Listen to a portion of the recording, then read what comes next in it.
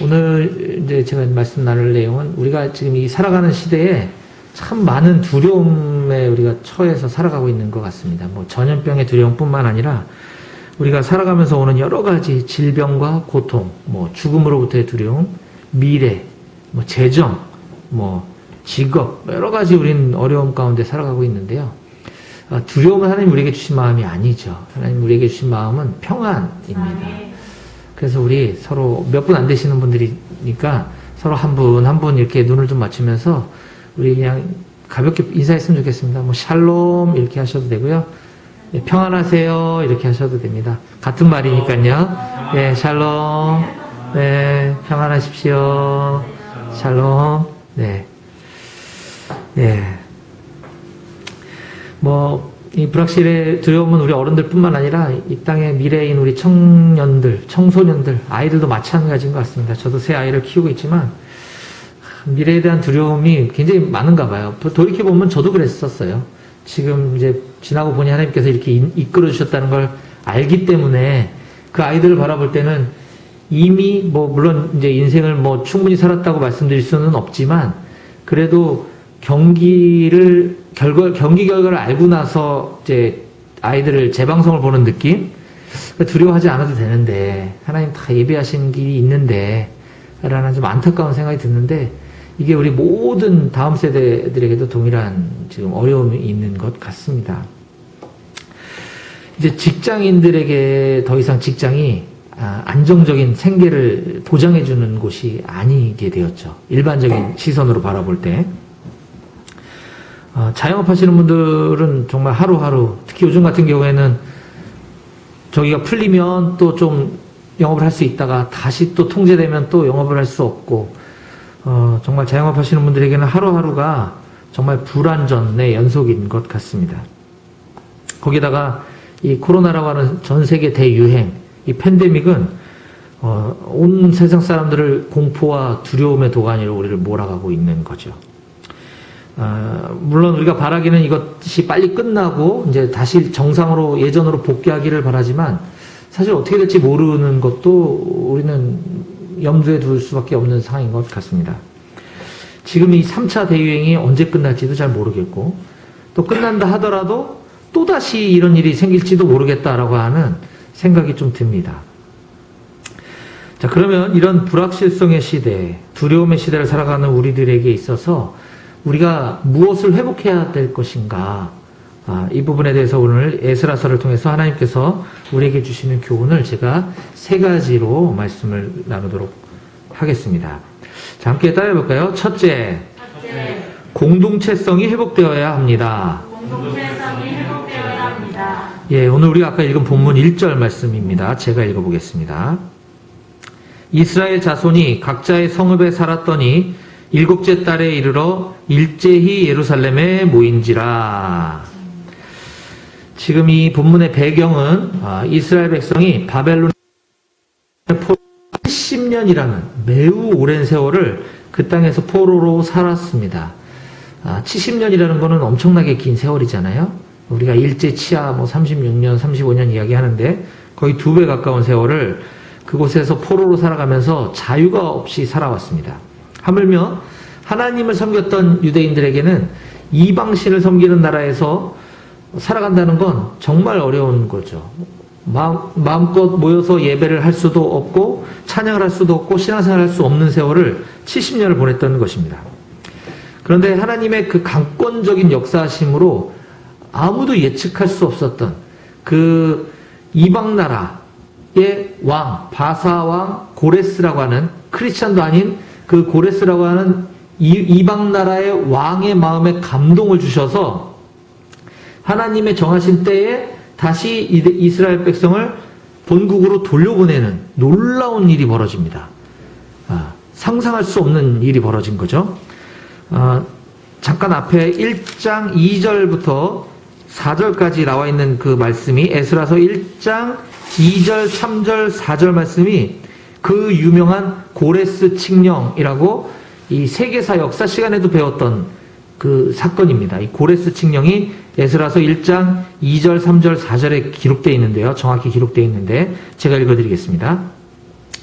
바사왕 고레스는 말하노니 하늘의 하나님 여호와께서 세상 모든 나라를 내게 주셨고 나에게 명령하사 유다 예루살렘의 성전을 건축하라 하셨나니 이스라엘의 하나님은 참 신이시라. 너희 중에 그의 백성된 자는 다 유다 예루살렘으로 올라가서 이스라엘의 하나님 여호와의 성전을 건축하라. 그는 예루살렘에 계신 하나님이시라. 그 남아있는 백성이 어느 곳에 머물러 살든지 그곳 사람들이 마땅히 은과 금과 그 밖의 물건과 짐승으로 도와주고 그 외에도 예루살렘에 세울 하나님의 성전을 위하여 예물을 기쁘게 드릴지니라 하였더라. 아멘. 이건 하나님이 역사하시지 않으면 이런 일은 있을 수가 없는 것입니다. 말이 안 되는 거죠. 지금 김정은이가 갑자기 북한에 있는 그리스도인들 보고 남한에 내려가서 신앙생활 자유롭게 하시오 라고 하는 거랑 비슷한 상황인 거거든요. 말이 안 되는 일이 벌어졌습니다. 좋은 날벼락이 떨어진 겁니다. 네, 날벼락이 나쁜 의미가 아니라 좋은 뜻으로. 지금 유대인만 포로로 잡고 있는 것이 아니라 당시 전 세계의 패권을 장악하고 있었던 바벨론을 무너뜨린 신흥 강대국 바사. 이게 이제 페르시아거든요. 이란인데 이 페르시아 왕 고레스에게 하나님께서 그 마음에 감동을 주셔서 유대인들 돌려보내고 거기에 하나님의 성전, 옛날 솔로몬이 세웠던 그 하나님을 예배했던 그 성전을 다시 지으라라고 지금 명령하고 있는 것이 바로 고레스 칙령입니다. 이스라엘 민족으로서는 이게 꿈인지 생신지 아마 분간하기 힘들 정도의 어떤 기쁨과 감격이 매우 컸을 거로 예상이 됩니다. 자, 그렇게 졸지 하루아침에 사랑하는 고국으로 돌아올 수 있게 된 이스라엘 사람들은 이제 2장에 보면 각 가문별로 또 각 성읍별로 또 신분별로 공동체를 이루어서 돌아오게 됩니다. 네. 그들의 공동체가 이렇게 다시 회복될 수 있었던 거죠. 가문별로, 성읍별로, 또 신분별로. 그 이야기가 2장에 길게 좀 우리가 이 배경을 모르는 우리 입장에서는 되게 지루해 보일 것 같은 그런 명단들만 쭉 나오고 있는 것이 그 장면입니다. 이 지루해 보이는 이 명단의 나열 같지만 그 안에는 하나님께서 이스라엘 공동체를 회복시키기 원하시는 마음이 담겨 있는 것을 우리는 느낄 수 있어야 합니다. 성경에 유독 그 가문 이야기가 많이 적어져 있는 이유가 바로 거기에 있는 거죠. 하나님께서는 이 가문, 이걸 공동체라는 말로 표현하고 싶은데 공동체를 통해서 일하시기 원하신다라는 거죠. 공동체란 다른 말로 교회론입니다. 하나님은 우리 각 사람을 부르셔서 구원해 주셨지만 결국은 교회라고 하는 이 공동체를 통해서 일하시는 분이시다라고 하는 사실을 우리는 꼭 잊지 말아야 합니다. 그렇게 예루살렘으로 귀환한 백성들이 이제 각자의 성읍에서 모여 살고 있었습니다. 이제 그러던 어느 날 그들이 일제히 예루살렘으로 모였다라고 오늘 본문 처음 읽었던 1장이 그렇게 언급해주고 있는 겁니다. 제가 1장, 2장의 배경을 간략히 설명드린 거고요.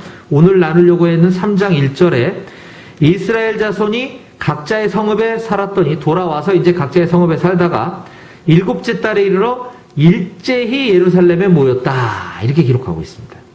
여기서 말하고 있는 그 일제히라고 하는 단어의 뜻은 마치 한 사람인 것처럼 이라고 하는 의미의 단어입니다. 이게.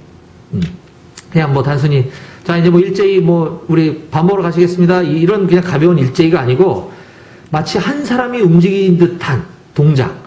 뭐 우리 다른 말로 얘기하면 일사불란하게라고 할 수 있겠죠? 그런 의미의 단어입니다. 이렇게 조직적으로 한 사람이 움직이듯이 예루살렘으로 쫙 모였다고 하는 것은 그들의 공동체 의식, 공동체성이 다시 얼마큼 견고해졌는가라고 하는 것을 성경이 보여주고 있는 의도적인 단어인 것이죠.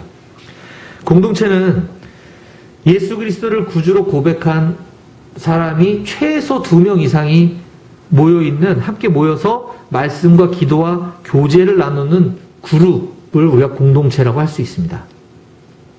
그래서 공동체성이라고 하면 그건 교회론과 같은 말인 것이죠. 우리의 신앙은 절대 혼자서는 감당해낼 수 없습니다. 난 믿음이 있어. 나 몰라? 내가 지금까지 어떻게 살았고, 난 목사인데 심지어. 그래도 혼자 떨어져 놓으면 그 신앙 지키고 살지 장담할 수 있는 사람은 아무도 없습니다. 우리는 공동체와 함께 신앙생활을 해야 되는 것이죠. 하나님도 그 비전을 이루기 위해 특별한 한 사람 한 사람을 부르시긴 했지만 결국 모세 곁에도 아론이라고 하는 사람을 붙여서 공동체로 사역하게 하셨고, 사도 바울에게도 뭐 디모데, 뭐 빌레몬 등등등 많은 동역자들과 함께 공동체를 이뤄서 세계복음의 역사를 이뤄 가셨지 한 사람만 가지고서 일하지 않으셨다라고 하는 사실입니다. 여러분, 코로나 때문에 지금 교회 모여서 예배드리기 힘드시죠? 제가 이렇게 가끔씩 오면 거의 이제 이렇게 조금 고정적으로 오시는 분들이 딱 정해지시는 것 같아요. 그리고 이제 보였다가 안 보였다 하시기도 하시는데 가끔 그럴 수 있습니다. 지금 상황이 충분히 우리가 나는 괜찮은데 또 내 가족들이 우려하는 경우도 있을 수가 있어요. 또 주변의 시선들, 이거 뭐 공산주의 국가도 아닌데 우리 목사님처럼 행동에 제약을 받아서 교회에 와 있는 거를 노출시킬 수 없는 또 이런 지금 상황들도 연출되고 있는 거고, 참 당황스러운 시대에 우리가 살아가고 있는데, 중요한 건 우리가 어디에 있든지 이 교회 공동체를 우리가 잊어버려서는 안 된다 하는 것입니다. 그리고 신앙생활은 혼자 하는 게 아니라 교회 공동체를 통해서 해야 된다라고 하는 것을 꼭 강조하고 싶습니다. 또 두 번째, 우리가 회복되어야 될 두 번째는 함께 따라해 볼까요? 예배가 회복되어야 합니다. 2절과 3절, 4절 말씀을 제가 읽어드리겠습니다. 요사닥의 아들 예수아와 그의 형제 제사장들과 스알디엘의 아들 스룹바벨과 그의 형제들이 다 일어나 이스라엘 하나님의 제단을 만들고 하나님의 사람 모세 율법에 기록한 대로 번제를 그 위에 드리려 할세, 무리가 모든 나라 백성을 두려워하여 제단을 그 터에 세우고 그 위에서 아침 저녁으로 여호와께 번제를 드리며 기록된 규례대로 초막절을 지켜 번제를 매일 정수대로 날마다 드리고. 이스라엘 자손은 지금 각자의 성읍에서 일어나 일제히 마치 한 사람인 것처럼 일사불란하게 예루살렘으로 올라갔다고 아까 했습니다. 그 이유가 무엇이냐? 뭐하러 예루살렘에 갔냐? 바로 예배드리기 위함이었다. 이들은 예배드리기 위해서 일사불란하게 한 사람인 것처럼 일제히 이동했다라는 것이죠. 이 바벨론에서의 삶은, 그곳에서는 이방신을 섬기는 나라이기 때문에 유대인들끼리 모여서 예배를 드릴 수 없었습니다. 그런 세월을 70년 동안 살았던 거예요. 자, 그러다가 이제 예배가 70년 만에 회복된 거죠. 2절, 지금 읽었던 2절에 보면 이스라엘의 하나님의 제단을 만들고 그 뒤에 번제를 그 위에서 드리려 할세. 3절, 제단을 그 터에 세우고 그 위에서 아침 저녁으로 여호와께 번제를 드리고, 4절에 초막절을 지켰고 번제를 매일 정해진, 정수대로라는 건 정해진 횟수대로라는 뜻입니다. 정해진 횟수대로 날마다 드리고 예배를, 이게 다 예배에 대한 이야기죠. 이렇게 본국으로 귀환한 이스라엘 공동체는 이 하나님의 명령을 받아서 그 고레스를 통해 이스라엘로 돌아오게 된 궁극적인 목적은 성전을 건축하는 것이었습니다. 성전. 네. 실제 성전, 무너졌던 성전을 다시 짓기 위한 게 귀환의 목적이었었어요. 그런데 그 성전을 건축하는 것은 2절에 보면 하나님의 사람 모세의 율법에 기록한 대로, 또 4절 기록된 규례대로 먼저 말씀이 중심이 된 예배가 먼저 회복되고 나서 그 다음에 성전을 짓는 것이다 라고 하는 것입니다. 즉 하나님의 말씀이 기준이 되는 예배, 말씀에 근거한 예배, 말씀 중심의 예배, 그 예배가 회복되어야 된다는 것이죠. 오늘날 우리가 예배를 드리고는 있지만 마찬가지 이런 예배가 회복되어져야 하나님이 정말 기뻐하시는 예배다라고 하는 것입니다. 아까도 목사님이 말씀해 주셨다시피 지금 군인교회는 또 다시 지금 스톱이 됐습니다. 뭐 코로나는 온 나라가 똑같이 지금 겪고 있는 건데, 지금 정부에서 정해준 방역 기준이라는 것은 있고 우리도 지금 그 기준에 의해서 예배를 합법적으로 드리고 있는 것이잖아요. 네, 마스크 다 착용하고 거리두기 하고 인원수 제한하고 하고 있는 것이죠. 근데 군인교회만큼은 담임 목사인 저조차도 제 의지와는 상관없이 여긴 더 조심해야 되니까 내일부터 오지 마. 그럼 못 가는 것입니다. 이런 현실에서 지금 참 마음이 되게 무겁고 안타까운데, 지금까지는 이런 상황에서 제가 특별히 뭘 하지를 못했어요. 그냥 기도밖에는 할 수 있는 게 아무것도 없죠. 근데 지난주 토요일, 어제 말고 그 전주 토요일이죠. 하나님께서 저에게 마음에 무거운 부담을 주셨습니다. 고레스도 부담을 갖고 이스라엘 사람들 돌려보냈겠죠. 부담 주셨겠죠. 어떤 부담이냐면, 우리 용사들 방치하고 있다는 거예요. 저보고. 예.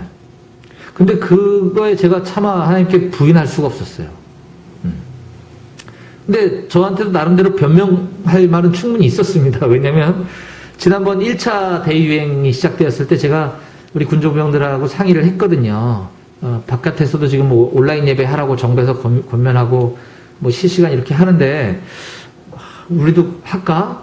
한번 해본 적은 없지만 우리도 온라인으로 예배 실시간 할까? 그랬더니 목사님 이렇게 힘들게 준비하시고 하시는데 아마 참석한 사람이 아무도 없을 겁니다. 왜냐면 용사들이 믿음이 거의 없거든요. 저도 이제 복음 전하는 그 행사를 하고서 설문을 쭉 받아보면 군 입대하기 전에 교회 다녔던 친구들의 비율이 굉장히 낮아요. 5%도 안 되더라고요.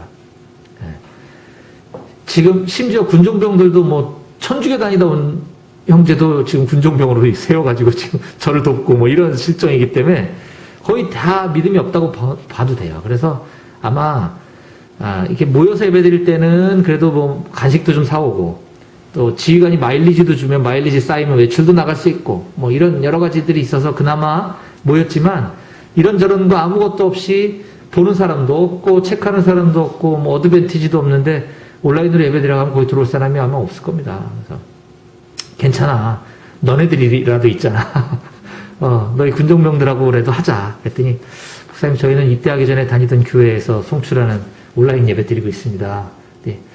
그걸 지켜줘야 될 것 같더라고요. 또 이 추억이잖아요. 그래서 그렇구나. 알았어. 그러면 없던 걸로 하자. 저런 나름대로 하려고 노력을 했으나 상황이 이랬습니다. 주님. 이 변명이 되는 거잖아요. 근데 그건 이제 사람의 생각이고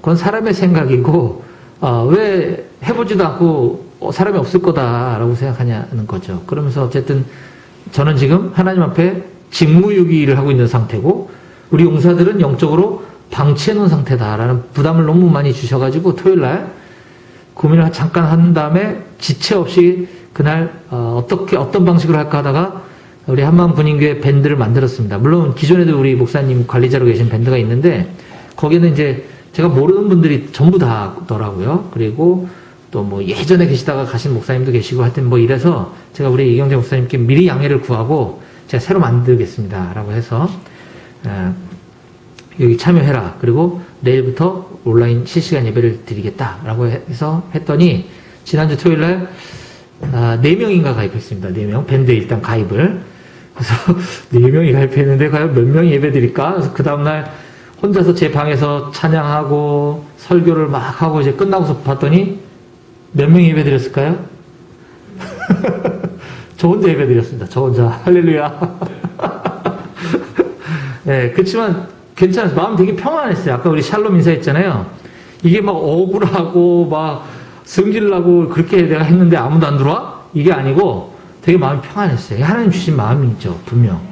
그리고 어차피 그럴 거 알고 시작한 거고 길게 봐야 되겠다.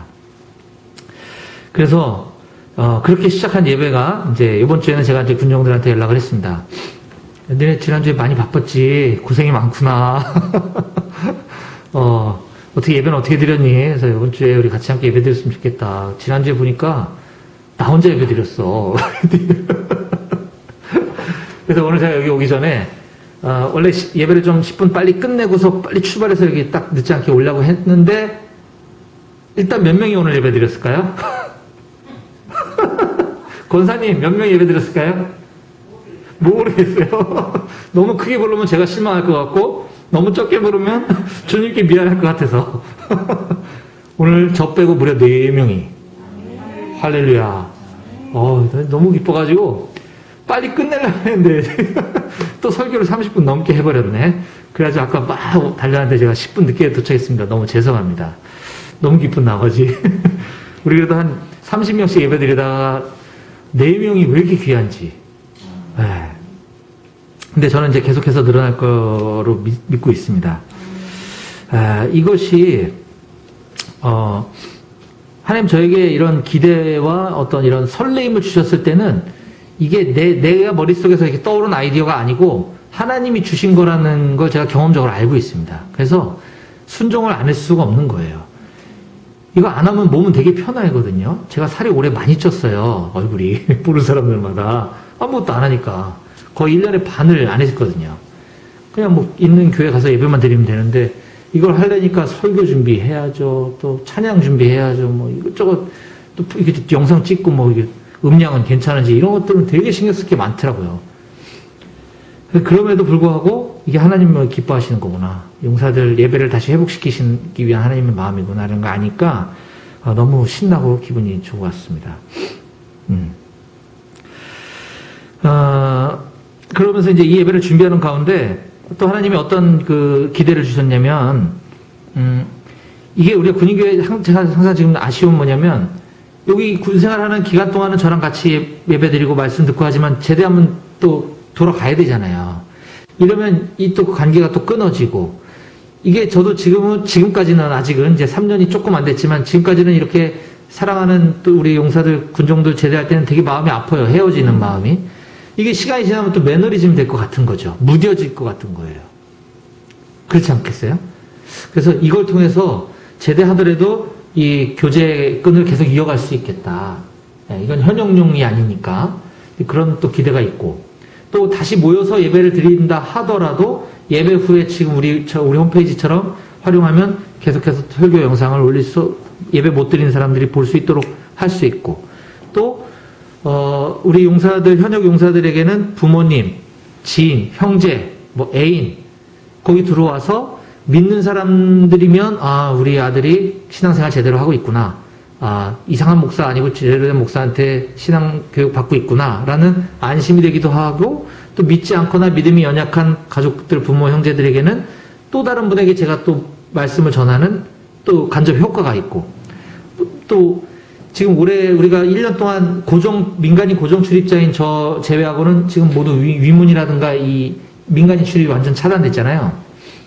1년 내내 위문을 아무도 못했죠. 작년에는 우리 오진계수교 성도님들도 오시고 저희 BBB도 오시고 뭐 많이들 왔어요. 근데 아무것도 못했단 말이에요.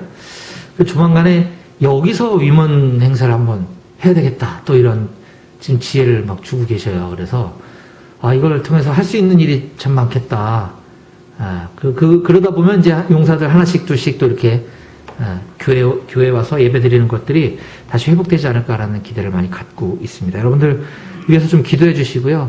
예배가 멈춰지지 않도록 가든 못 가든 동일하게 예배가 다시 회복될 수 있도록 꼭 기도해 주시면 감사하겠습니다. 세 번째 우리가 꼭 회복되어야 될 세 번째는 함께 따라해 보겠습니다. 기쁨이 회복되어야 합니다. 오늘 에스라 3장 10절 이하의 말씀을 10절부터 13절을 제가 읽어드리겠습니다. 건축자가 여호와의 성전에 기초를 놓을 때에 제사장들은 예복을 입고 나팔을 들고 아삽 자손 레위 사람들은 제금을 들고 서서 이스라엘 왕 다윗의 규례대로 여호와를 찬송하되 찬양으로 화답하며 여호와께 감사하여 이르되 주는 지극히 선하심으로 그의 인자하심이 이스라엘에게 영원하시도다 하니 모든 백성이 여호와의 성전 기초가 놓임을 보고 여호와를 찬송하며 큰 소리로 즐거이 부르며 제사장들과 레위 사람들과 나이 많은 족장들은 첫 성전을 보았으므로 이제 이 성전의 기초가 놓임을 보고 대성통곡하였으나 여러 사람은 기쁨으로 크게 함성을 지르니 백성이 크게 외치는 소리가 멀리 들리므로 즐거이 부르는 소리와 통곡하는 소리를 백성들이 분간하지 못하였더라. 아멘. 지금 제가 읽어드린 이 상황은 성전 건축이 완공이 된 상황이 아니고 기초공사를 이제 시작하는 겁니다. 아까 기초공사 시작하기 전에 예배가 먼저 있었고요. 지금 이제 터파기 하고 땅 고르기 한 지금 그 기초공사 끝내놓고 지금 이러고 있는 거예요. 막 제사장들이 예복을 입고 나팔을 불고 막 기뻐서 막 여호와를 찬송하고 찬양하고 여호와께 감사하고 큰 소리로 즐거이 노래 부르고 심지어 제사장들과 12절에 제사장들과 레위 사람들과 나이 많은 족장들 어르신들 권사님 장로님들은 첫 성전을 보았으므로 이제 이 성전의 기초가 놓임을 보고 대성통곡하였다. 이런 표현까지 쓰고 있습니다. 이것에 대해서는 이제 그 어르신들이 예전 그 솔로몬 성전의 그 웅장함을 경험하셨던 세대들이 이제 그 무너진 그걸 보면서 마음이 아파서 대성통곡했다라고 보는 견해도 있고, 하지만 다시 이제 성전이 지어지는 것에 대한 기쁨의 감격의 눈물이라고 보는 견해도 있어요. 어찌됐든 간에 이 모든 것들은 감격이 회복되었다라는 것이죠. 기쁨의 감격. 예. 이게 뭐 꼭 성전 건축을 했기 때문에 기쁨의 감격이라기보단 우리의 신앙이 다시 회복되는 것에 대한 감격, 다시 하나님을 만나서 예배드릴 수 있는 그 감격, 그 기쁨, 그것이 우리에게 회복되어야 될 줄 믿습니다. 이때 드린 이 찬송과 감사와 뭐 즐거이 노래 부르고 큰 소리 부르고, 이것은 이 예배 시간에 우리가 부르는 그냥 그냥은 아니지만 그냥 의존으로서의 찬송과 부르는 정도가 아니라 정말 이 감격에서 터져 나오는 이 진짜 찬송, 진짜 찬양, 그것이라는 거죠. 이 포로로 억눌렸던 백성들에게는 그 하나님의 은혜와 사랑을 감격해하는 그 고백이 나오지 않을 수가 없었던 것입니다. 기쁨과 감사가 회복되는 것이죠. 사랑하는 우리 오직 예수교회 성도 여러분, 우린 지금 이 어두운 세상 가운데, 이 힘들고 이 불확실성의 시대 가운데 무엇을 기뻐하고 감사할 수 있을까요? 지금 여러분들은 어떤 게 기쁜 일이, 나한테는 어떤 기쁜 일이 딱 생각이 나시나요? 주님께 어떤 걸 감사드리실 수 있을까요? 예. 코로나로 인한 이 위기 속에서도 우리가 이런 기쁨의 조건들, 감사의 이유들 찾아보면 굉장히 많이 있는 것 같습니다. 제가 최근에 저희 그 SNS에다가 올렸던 제 근황에 대해서 제가 여러분들에게 끝으로 읽어드리고 오늘 말씀을 좀 마무리하려고 합니다. 제가 위기는 곧 기회다라고 하는 글을 SNS에 올렸는데요. 이 저의 이야기입니다. 코로나19가 우리에게 가져다준 불편함과 괴로움은 이루 다 말로 할 수 없을 것입니다. 하지만 그 불편함 가운데서도 분명 기회는 여러 곳에 숨어 있는 것을 발견할 수 있었습니다. 목회에 있어서는 직장에 다니는 동안 불가능할 것만 같았던 백석대학교 실천신학대학원 교단 편목 과정을 올해 코로나로 인해서 온라인 과정으로 하는 바람에 제가 입학할 수 있게 되었고, 그로 인해서 군선교사로 정식으로 위촉도 받을 수 있게 되었습니다. 여기는 안 쓴 거지만 제가 군선교사로 위촉이 11월에 받으면서 내년도에는 올해 이제 은퇴하시는 군선교사 목사님이 계셔서 백오교회라고, 백오교회를 제가 하나 더 담임을 맡게 됐어요. 내년에는 한마음교회와 백오교회 두 개를 제가 섬기게 됐는데, 아마 연습시키시려고 오늘 아침에 설교 예배 인도하고 여기서 또 예배 인도하게 하시는지 모르겠어요. 네. 일터 사역에 있어서는 양재 BBB, 제가 섬기는 직장 선교단체죠.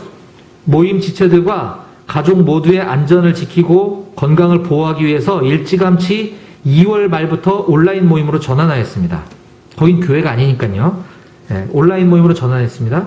이로 인해서 많은 섭섭함의 소리들도 제가 많이 들었고, 저 스스로도 많은 아쉬움을 느끼고 있지만, 온라인 모임으로의 전환을 통해 오히려 출산이나 육아나 이사나 또 출장, 해외 발령 등으로 인해서 만날 수 없었던 지체들이 함께 모임에 참여할 수 있게 되었습니다. 또 새로운 가족들이 모임 유입도 이 온라인이라는 특성상 부담이 좀 덜한지, 왜냐면 사람들끼리 모이는 곳에 낯선 사람이 쭈삣쭈삣 가는 건 쉽지 않잖아요. 근데 온라인이다 보니까 좀 그런 부담이 덜한지 꾸준히 새로운 사람들도 지금 들어오고 있습니다. 제 개인적으로는 이제 아까도 살찐 얘기를 잠깐 했지만 움직임이 좀 좁아져서 그런지 건강에 이상 신호들이 자꾸 나타나고 있어요. 지금 근데 심하지가 않아요, 다행히. 지금 가볍게 협심증에다가 고지혈증은 확정됐고요. 지금 아직 확진 검사 대상이라 그래갖고 지금 애매한데 이거 기라고 얘기하기도 뭐하고 아니라고 얘기하기도 뭐해서 다시 또 재검 지금 하고 있는 게 지금 당뇨하고 고혈압하고 간이 지금 남아 있습니다. 그래서 안 되겠다, 운동 시작해야지. 그래서 자전거 타기 시작했더니 그것도 검사 속에는 있었는데 느끼지 못해서 그냥 지나는데 목이 너무 아픈 거예요, 목이. 그래서 병원 가서 엑스레이 찍고 했더니 이게 경추 디스크가 지금 1단계 진행 중이더라고요. 그 자전거 또 타면 안 된다네요. 그래서 다른 운동을 지금 해야 되는데 아무튼 이 건강의 이상 신호들이 그래도 가볍게 나타나고 있어요. 그래서 건강관리를 할 수 있게 됐다는 거죠. 안 그랬으면 건강관리 안 했을 거 아닙니까? 감사하더라고요. 게다가 어느 평생학습 교육기관에서 지자체, 제가 남양주시에 살고 있는데 남양주시와 협약을 맺고 온라인 자격증 과정을 무료로 교육생 모집한다는 광고를 봤어요. 그래서 이게 뭐가 있나 쭉 봤더니 심리상담사, 우리 목회 현장에서도 도움이 좀 될 것 같아서 뭐 그거 제가 이력서에 쓸 데는 없지만 그래도 그 무료로 한다니까 그거 신청해가지고 얼마 전에 그 심리상담사 1급 자격증도 또 따고 이런 것이 코로나 시대이기 때문에 가능한 거죠. 온라인으로 다 하는 거니까. 네, 이런 일들이 저에게 많이 있었습니다.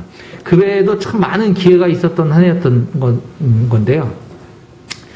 오직 오래 지속되고 있는 이 코로나 위기 가운데 기회를 잘 발견하고 활용하면 이 힘든 시간들을 넉넉하게 감사해야 하며 이겨내시게 될 줄로 믿습니다. 사무엘상 10장 7절 말씀을 끝으로 읽어드리고 오늘 설교를 마치도록 하겠습니다. 이 징조가 내게 임하거든 너는 기회를 따라 행하라. 하나님이 너와 함께 하시느니라. 아멘. 하나님 아버지 감사합니다. 오늘 이 코로나 팬데믹 대위기 가운데 우리들에게 다시 회복되어져야 될 것이 무엇인지 하나님께서 말씀해 주시니 감사합니다. 먼저 우리 오직예수교회를 중심으로 한 이 교회 공동체가 회복되게 하여 주시고 우리 각 사람의 예배가 온전한 예배가 말씀 중심의 예배가 다시 세워지게 하시고 또 우리 안에 기쁨과 감격이 다시 회복되어질 수 있도록 주님 도와주셔서 주님의 충성된 일꾼이요 충성된 제자로 살아갈 수 있도록 허락하여 주시옵소서. 감사드리며 예수님의 이름으로 기도했습니다. 아멘.